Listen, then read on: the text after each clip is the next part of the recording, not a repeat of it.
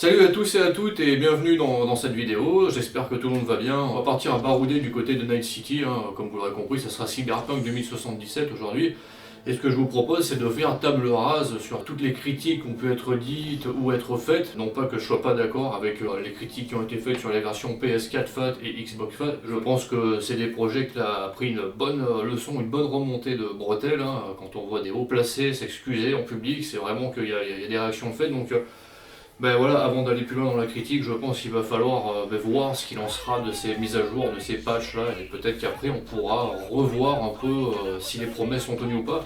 Là, ce qui serait intéressant, c'est simplement d'imaginer, voilà, ce jeu sort aujourd'hui, il arrive sur nos consoles, on met le jeu dans la console, et on voit ce qu'il en est. Est-ce que c'est un bon jeu, est-ce que c'est un mauvais jeu? Voilà ce que je vous propose. On va commencer par faire une petite partie du début du jeu, la première mission, la première vraie mission qu'on va faire dans le jeu, donc ça va spoiler un peu. Difficile de faire autrement. Pour vous donner un aperçu, il faut que vous puissiez avoir cette sensation d'immersion qu'on a, qui je trouve est très très bonne, très qualitative. Et donc voilà, on va faire cette première mission ensemble. Et après, on va aussi avoir une critique un peu plus sur l'aspect graphique, sur comment est la ville, comment est constituée la ville, la densité de population, les effets visuels, les effets de lumière, les effets de fumée, tout ça, on va voir ça ensemble. Donc voilà, allez, c'est parti. Bon ben ça y est, on y est, la toute première mission du jeu. Donc là il va nous proposer un entraînement, mais on va pas le faire parce que ça n'a pas d'intérêt, même visuellement il n'y a pas trop d'intérêt, c'est vraiment juste un petit didacticiel. Donc on va passer ça, hop là. Pas maintenant Jack, pas le temps. Voilà, et là donc on va se focaliser plus sur l'immersion en jeu, que je trouve vraiment très, très bien réussi. L'ascenseur, par ici.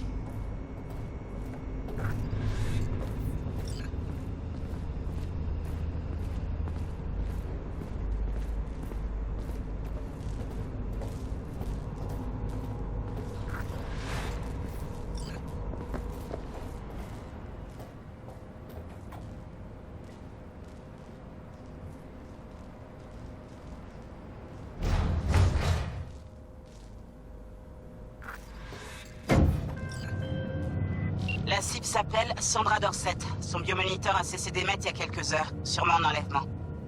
Impossible de savoir si la cible est en vie. Vous arrivez peut-être trop tard. Hey, on va arriver à temps, Bug. T'es peut-être que dans nos écouteurs, mais tu fais partie de l'escouade. L'escouade? Charmant. Vous pouvez pas vous calmer tous les deux. On y est presque. Ouais, Bug. Toi, concentre-toi.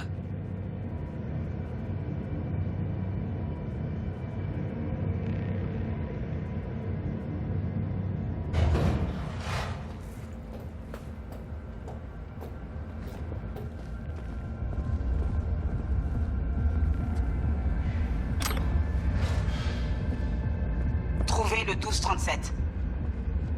La cible devrait être à l'intérieur, mais j'ai pas de visu sur son biomoniteur. Avec un peu de chance, on n'arrive pas trop tard. C'est quoi? Je déteste quand ça se joue sur le fil. Maniez-vous. Essaie de pirater la porte. Est-ce que je peux compter sur toi, V?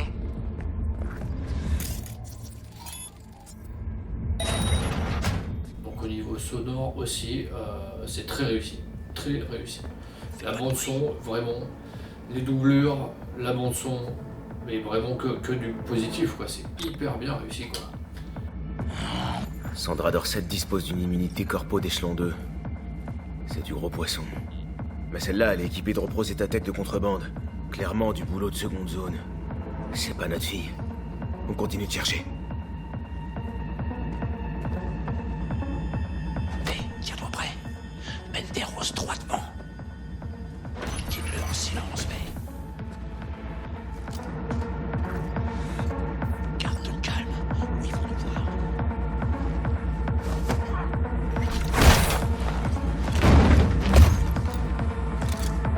Joli.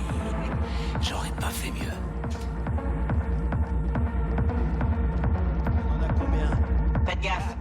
Il y en a d'autres qui C'est parti, arrivent. donc Ils sont déjà, presque là. essayons de voir comment il réagit si on rentre dans la pièce. Il nous voit pas comme ça en fait, tu vois. Est-ce que c'est lié au niveau de difficulté? Ça faudrait voir, j'ai pas fait l'essai. Mais là voilà, je suis juste derrière eux, bon, je ferais presque partie de la conversation. Ah ça y est, quand même il m'a remarqué. T'es à fond là. On se les fait là.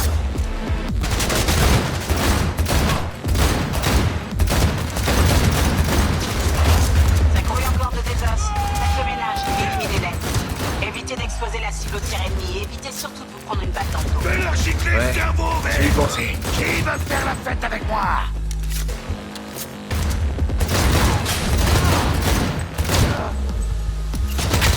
Flambez-moi cet enculé! Alors, ensuite, au niveau des sensations de tir, je trouve que c'est assez réussi. Bon, là je suis sur la Xbox One X, hein, je le reprécise, donc moi la manette est vraiment d'enfer. Mais je trouve que vraiment même la visée c'est plutôt réussi, on galère pas quoi, hein, on galère pas à tirer dans la tête, on galère pas à viser, tout bon. T'as une idée? Il est dans une pièce qui donne sur le balcon. Les capteurs détectent aucun mouvement. Vous l'avez eu, on dirait.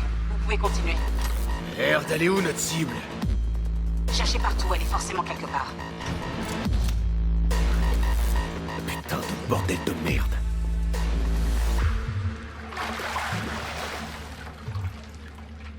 Ça y est, je crois que j'ai trouvé notre cible. On arrive à temps? Elle est vivante?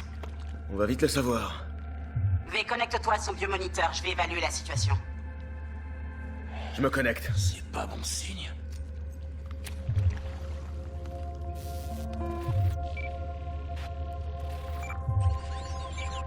Sandra Dorset, NC570442, Trauma Team Platine. Platine? Merde. La trauma aurait dû débarquer avant qu'elle ait le temps d'éternuer. Ils ont dû brouiller le signal du transmetteur. Ça doit être un piratage de biomoniteur, une reconfiguration de micrologiciel ou un neurovirus. Carajo, T-Bug. Il y a juste des baignoires, de la glace et du matos de boucher ici. La tech peut pas être complexe. Ok, du boulot de bouffeur de scope donc. J'ai une idée. Regarde son neuroport. Si tu vois un éclat, retire-le. C'est ça qui doit bloquer le biomoniteur. Ouais, y a un éclat. Je le retire. Regarde son biomoniteur. Ça change quelque chose? Bonjour Sandra. Si vous êtes consciente, mettez-vous en position latérale de sécurité. Une équipe d'évacuation d'urgence est en route. Elle sera sur place pour la prise en charge dans 180 secondes. La trauma sera là dans 3 minutes, d'après le biomoniteur. Votre régime premium couvrira 90% des coûts estimés du sauvetage et du traitement. Pobrecita. Faut la sortir de la glace.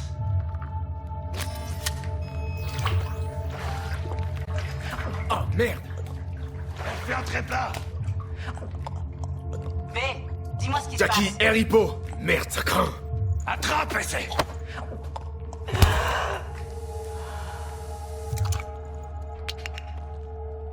Je crois. Putain, ça a marché! Fuera, cabron. Emmène-la dehors. Et voilà, on va l'amener dehors et là on va avoir un premier aperçu Voilà, sors-la d'ici. La terrasse. de la ville, un petit morceau de ville qu'on va voir. Là, et voilà, moi je trouve ça mais magnifique quoi.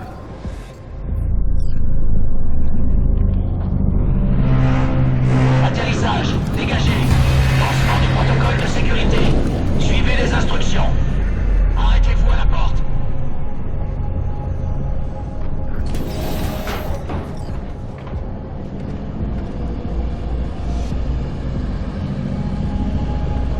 Déposez la patiente au sol.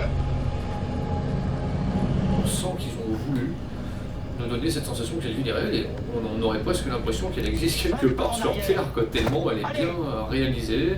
Il y a un potentiel, je trouve, énorme. Belle réussite immersive au niveau de la ville. S'ils arrivent à booster encore tout ça, c'est génial. S'ils arrivent à faire ça, c'est super. Donc voilà, du positif, quoi. On en a fini avec la première mission. Donc ce que je vous propose, c'est qu'on passe à la suite et on passe au scénario.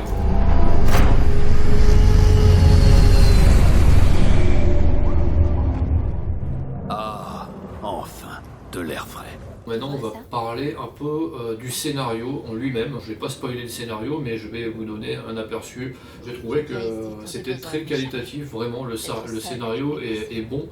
Et il y a une façon, je pense, de finir le jeu pour ne pas justement se gâcher toute la substance qu'il peut y avoir dans l'histoire. En fait, il existe 4 catégories de missions bien distinctes. D'abord, il y a les missions principales. Donc ça va vraiment être l'histoire, le cœur de l'histoire. Vous pouvez décider de faire le jeu en ligne droite que par les missions principales. C'est quelque chose que je recommande vraiment pas. Après vous avez les missions annexes, donc qui sont des missions finalement qui vont se greffer un peu aux missions principales, ça va donner du relief en fait à l'histoire principale, et c'est pour ça que les missions annexes sont très importantes. Et ensuite vous aurez des contrats et des petites missions que vous trouverez en vous promenant dans Night City. Donc du coup, je pense que CD Projekt a voulu qu'on attache autant d'importance à faire l'histoire principale que l'histoire annexe. Au niveau du déroulement justement de ces missions principales et annexes, c'est la même qualité que ce que vous avez vu pendant la première mission, donc l'immersion je trouve est très bonne. Les dialogues sont bons, les doublures sont bonnes, l'ambiance sonore est bonne, et au niveau de l'action, c'est pas mal, il y a juste un problème au niveau de la ligne, mais ça on y reviendra un peu plus tard. On dirait Johnny. Alors au niveau de la prise en main, dans l'ensemble, ça va, c'est quand même plutôt instinctif, agréable à jouer, on n'a pas de problème quoi. Donc j'ai rien à redire vis-à-vis du personnage en lui-même, les déplacements, le fait de sauter, se baisser, changer d'arme, voilà, viser, tout ça, tout se passe bien à ce niveau-là. Au niveau des véhicules, ça dépend vraiment de la voiture, donc on sent que la volonté c'était de faire en sorte à ce qu'on ressente la différence de conduite entre chaque véhicule, et la plupart des véhicules ont une tenue de route bizarre, on a du mal à s'y faire, même après des heures de jeu, on n'arrive pas forcément à maîtriser la conduite des voitures. Je dirais aussi qu'il y a un petit problème, c'est la dimension de la carte qui est en haut à droite, la petite map, je trouve qu'elle est un peu trop zoomée.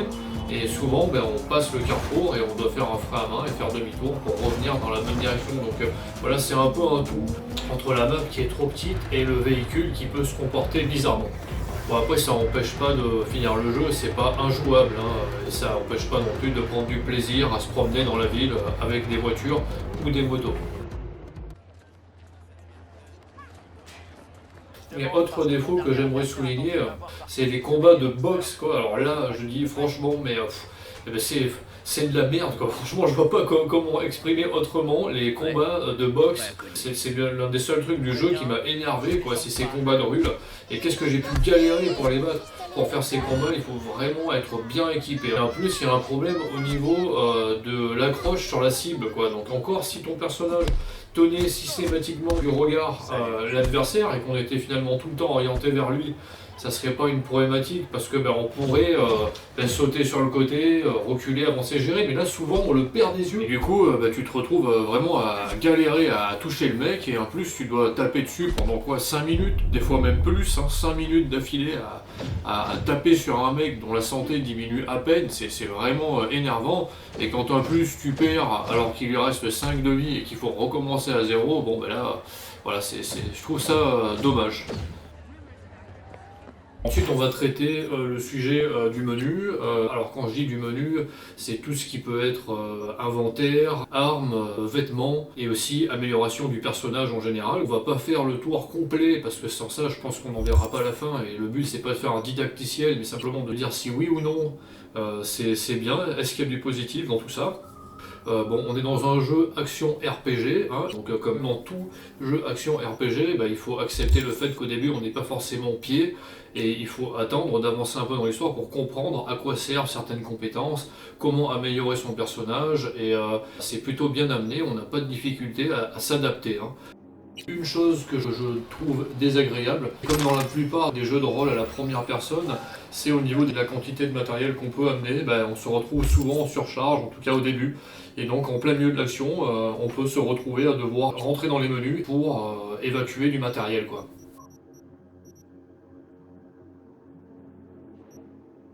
Bon, quand même, là, il faut aussi que j'aborde un sujet que je trouve important, que j'ai un petit peu mentionné auparavant, c'est l'intelligence artificielle. Donc voilà, moyenne intellectuelle générale, là on s'arrête au niveau du brevet des collèges quoi. Des fois, vous allez tomber sur des mecs qui vont pas vous lâcher et vous allez un peu galérer. Et d'autres fois, ça va se passer comme vous voyez là, c'est-à-dire qu'il faut presque courir après pour pouvoir le buter quoi. Donc au niveau de l'intelligence artificielle, moi j'ai l'impression des fois de revenir à Soldier of Fortune, et encore, je pense que dans Soldier of Fortune, les mecs ils seront plus agressifs quoi. Pour ceux qui portent leur attention sur l'intelligence artificielle, c'est pas ici que vous allez trouver un exploit, bien au contraire. Mange, bois et amuse-toi.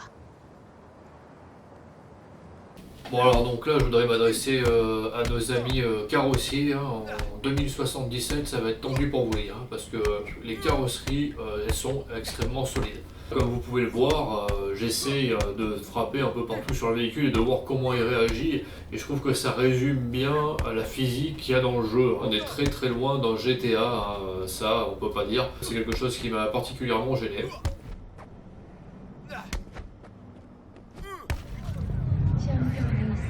T'as pas froid? Je peux te réchauffer si tu veux. Je le confesse, c'est vrai, moi Night City m'a plu, la ville m'a plu, j'ai trouvé ça vraiment très très bien construit. Hein. Et bon, ben, y a beaucoup de choses qui ont attiré mon œil. Hein. J'ai pas souvenir d'avoir vu autant de densité visuelle dans un autre jeu, et ça je trouve que c'est quelque chose qu'il faut souligner. Cette sensation de hauteur et cette sensation de grandeur, quand je vois toutes ces lumières, tous ces néons et tous ces panneaux d'affichage, que l'architecture de la ville aussi est très bien réussie. On sent que les créateurs du jeu ont vraiment voulu mettre l'accent sur le fait de rendre cette ville vivante, et je trouve qu'ils ont bien réussi, et ça pour ça je tire mon chapeau vraiment. Hein. Autre point fort qui mérite d'être souligné, c'est la modélisation des véhicules. Le style cyberpunk est vraiment omniprésent jusque dans les véhicules, et j'ai toujours apprécié de jeter un œil dans les intérieurs des voitures. Ils sont vraiment très bien réussis, et c'est génial de voir à quoi pourraient peut-être ressembler les voitures de l'avenir, quoi.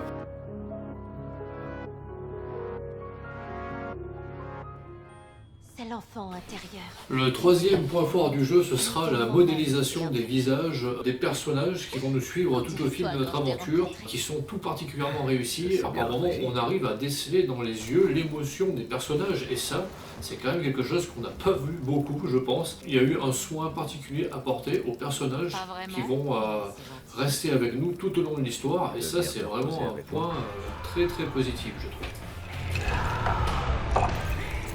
Autre chose que j'ai vraiment apprécié aussi, c'est le design des armes, hein, toujours avec cet esprit cyberpunk. Et en plus, on a le bon vieux fusil à double canon, à la double. Donc voilà, un petit clin d'œil pour les armes. Et le dernier point fort, ça serait la variété des PNJ et les vêtements qu'ils portent.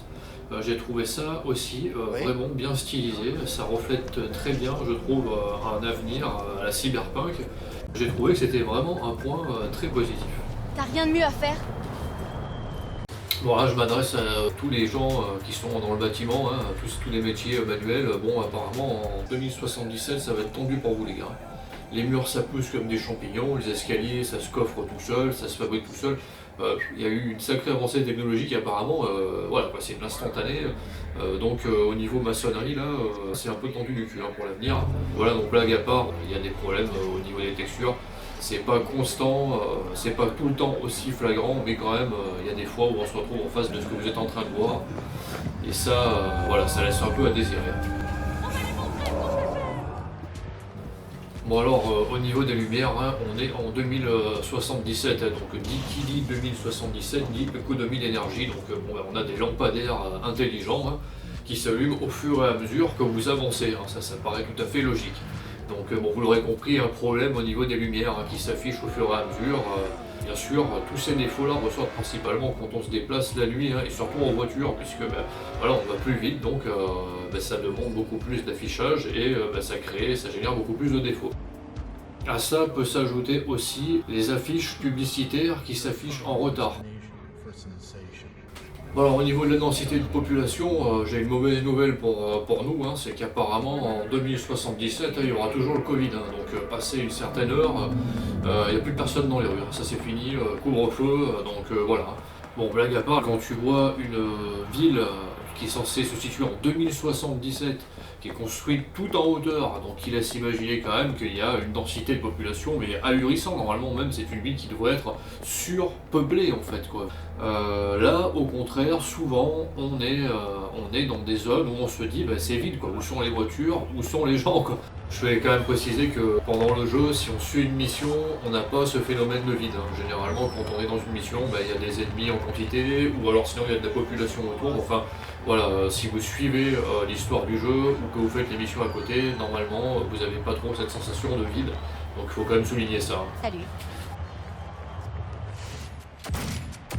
Alors je j'aurais plusieurs remarques à faire par rapport à l'eau. D'abord, c'est que quand on tire dans l'eau avec une arme à feu ou qu'on essaie de faire exploser quelque chose dans l'eau, il n'y a pas de réaction. Et je considère que c'est quelque chose qui doit être acquis depuis longtemps déjà. Hein. Il me semble même que dans Duke Nukem 3D, quand on tire dans l'eau, il y a une réaction, il se passe quelque chose. Donc bon, ça c'est un point que j'ai trouvé dommage. Et une fois sous l'eau, il n'y a aucun effet de particules et aucun effet de distorsion. Bon, il n'y a qu'une mission qui se fait sous l'eau. Après, dans les DLC à venir, je sais pas ce qui va se passer, mais en tout cas là, il n'y a qu'une mission.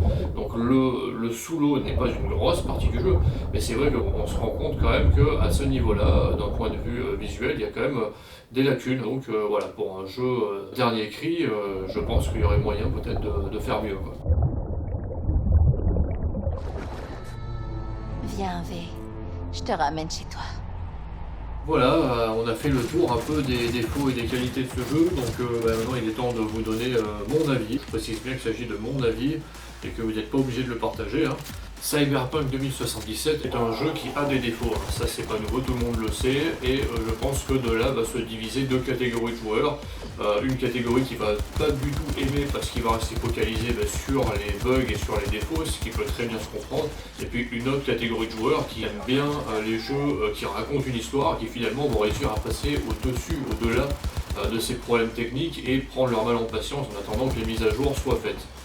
En ce qui me concerne, l'ambiance de Night City, le scénario principal et annexe, pour moi, ont largement pris le dessus sur le reste des défauts qu'il y avait avant, et j'ai fini le jeu avec beaucoup de plaisir. Évidemment, quand je me suis retrouvé nez à nez avec des défauts, des textures qui apparaissent, ce genre de choses, bien sûr qu'on n'est pas forcément content de voir ça. Mais à côté de ça, il y a tellement de consistance dans les dialogues, dans les personnages, dans les scénarios, qu'ils soient principaux ou annexes, dans les décors, dans la densité visuelle de la ville.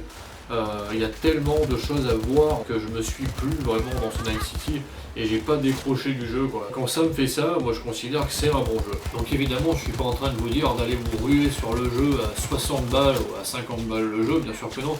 Mais en prenant en compte le fait que le prix du jeu est cassé et que je pense qu'on peut le trouver maintenant en cherchant bien à une trentaine d'euros, entre 30 et 40 euros, pour ce prix-là, et en sachant en plus qu'il y a des mises à jour qui vont venir sur les consoles next-gen et que c'est un jeu cross-gen, ça peut-être valoir l'investissement, quoi. Bon voilà, c'est tout pour cette vidéo. Merci d'avoir écouté ce que j'avais à dire vis-à-vis de ce jeu. J'espère que ça vous aura apporté quelque chose et je vous dis à très bientôt dans une prochaine vidéo.